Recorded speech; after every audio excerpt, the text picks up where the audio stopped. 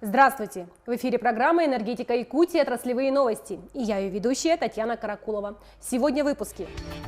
Все районы Якутии поэтапно вошли в осенне-зимний период. Завершается завоз топлива и материалов технического назначения по рекам в адрес энергетиков в Якутии. В поселке Охотск Хабаровского края теплоэнергосервис начал отопительный сезон с массовой игры квеста. Все районы Якутии поэтапно вошли в осенне-зимний период. Это значит, что подготовительные работы выполнены и энергетики готовы к максимальным пиковым нагрузкам. О том, как встречают холода в труднодоступном поселке Угаян Алданского района, в материале наших коллег. Моторная лодка – главное средство передвижения для жителей Угаяна. Эвенкийское село от внешнего мира отделяет горная река Алдан, красивая и в то же время очень опасная. Такие рейсы мастеру дизельной электростанции Василию Прокопьеву приходится совершать регулярно. И по долгу службы, и по личным делам. Каждый раз как первый, фарватер постоянно меняется. Надо местность знать. Сейчас как вода спала, валуны вылазят везде. Особенно часто пришлось ездить в последние 2 года. На станции идет масштабная реконструкция. Провели капитальный ремонт здания, а на замену 2 устаревшим дизелям на 60 и 30 киловатт установили современные двигатели. В итоге мощность увеличилась больше, чем в 2 раза. Работать проще. Раньше дизеля слабенькие были, все время сидели, боялись, где особенно праздничные дни зимой. Сейчас 100-киловаттные дизеля справляется нормально.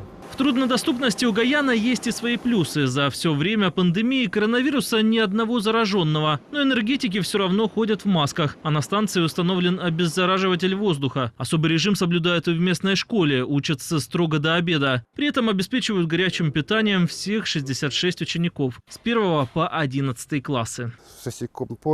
Плитка полностью может работать на полную мощностью. И при этом в дизеле нагрузок нету. Раньше включали только 2 комфорки.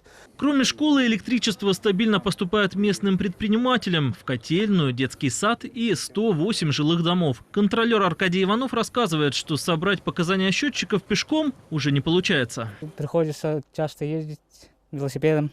Приходит ведомость. Все это надо записывать.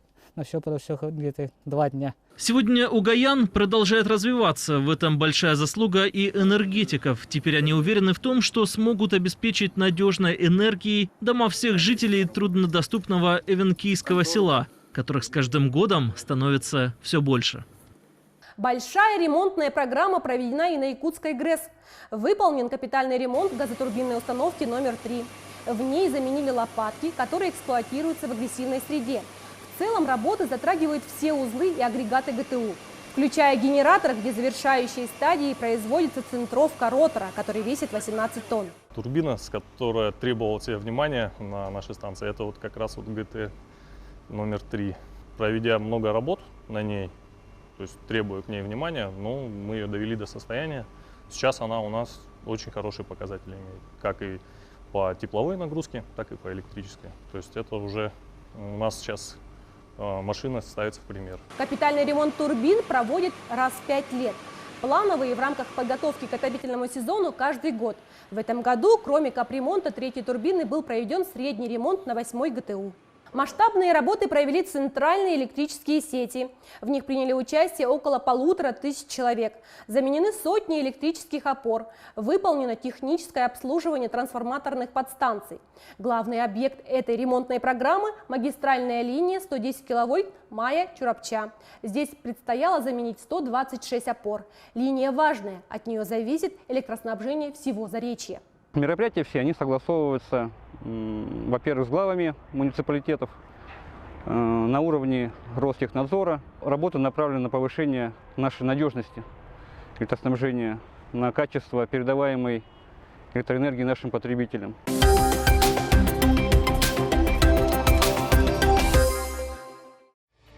Завершается завоз топлива и материалов технического назначения по рекам в адрес энергетиков в Якутии. В этом году навигация в целом проходит успешно, согласно графику. Участниками навигации выступает Якутскэнерго и его дочерние общества. В этом году запланировано 168 тысяч тонн грузов. Глава Росгидро Николай Шульгинов и Айсен Николаев обсудили развитие электроэнергетики Якутии. В частности, разговор коснулся вопроса консолидации сетевых активов, в рамках которой предполагается передача республикой на баланс Якутскэнерго более 2000 объектов инфраструктуры. Отдельной темой встречи стал вопрос тарифообразования в республике. Стороны отметили необходимость дальнейшей проработки решений, которые бы обеспечили безубыточную работу энергокомпаний группы Росгидро. Строительство ветродизельного комплекса в Тиксе идет с опережением графика. Ход работ оценил генеральный директор ПАО «Якутскэнерго» Алексей Стручков. К возведению привлечено больше 100 специалистов. Сейчас ведется монтаж оборудования, состоящего из дизельной электростанции и аккумулирующей системы. Они дополнят 3 действующие ветроустановки. Алексей Стручков подчеркнул, что работы по строительству уникального арктического энергообъекта должны быть завершены до конца текущего года. Удаленно значит комфортно и безопасно. С 1 июля 2020 года заявки на технологическое присоединение к электрическим сетям принимаются через интернет. Это касается как физических, так и юридических лиц. Об удобствах онлайн-системы смотрите наш следующий репортаж. Еще полчаса, и жители новостроя в частном секторе смогут пользоваться всеми благами цивилизации. Бригада монтёров подключает дом к центральным электрическим сетям. Завершив работы здесь, специалисты сразу отправятся на следующий объект. Заявок очень много. В день 5-6. По всему городу, везде. Частный сектор в основном. Заявки на технологическое присоединение идут беспрерывным потоком. Если раньше их принимали в центре обслуживания потребителей, то теперь энергетики предлагают горожанам пользоваться удаленными сервисами. Удаленный способ позволяет избежать очередей, просто и быстро заключить договор на технологическое присоединение к электрическим сетям и полностью исключает бумажный документооборот. То же касается и юридических лиц. Они могут оформить заявку удаленно, если требуемая мощность не превышает 150 киловатт. Для этого необходимо зайти на сайт yakutskэнерго.ру. Интерфейс понятен интуитивно. На сайте Якутскэнерго заходим на личный кабинет. Сперва зарегистрируемся. Далее нажимаем заявки на технологическое присоединение. Создать новую заявку. Затем в течение 10 рабочих дней Якутскэнерго разместит в личном кабинете пользователя счет, проект договора, технические условия и инструкцию. На оплату услуг потребителю дается 5 дней. Фактом заключения договора является оплаченный счет. Далее необходимо выполнить мероприятие, технические условия, известить, и дальше получается подключение.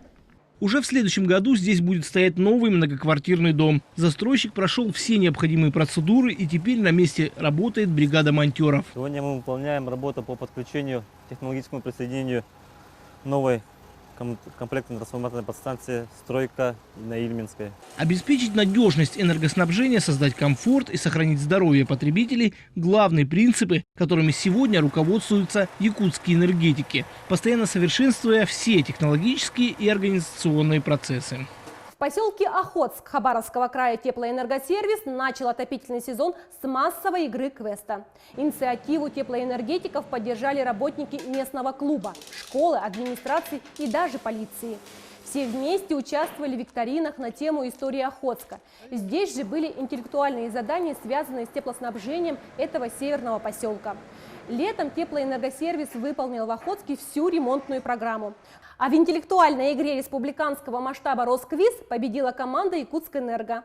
Она была приурочена ко дню государственного флага Российской Федерации. Как правило, наши ребята побеждают в тех технических конкурсах, в которых участвуют. А этот конкурс, он для нас еще особенный и тем, и победа в этом конкурсе для нас особенно тем, что это просто интеллектуальный конкурс на знание истории, географии, на знание каких-то политических моментов, связанных с нашей страной. Победителям были вручены дипломы от Героя России, депутата Государственной Думы, летчика-космонавта Максима Сураева. Главный приз достался команде молодежного совета Якутскэнерго «Энергия тепла». На сегодня у меня все отраслевые новости. До встречи в следующем выпуске программы «Энергетика Якутии».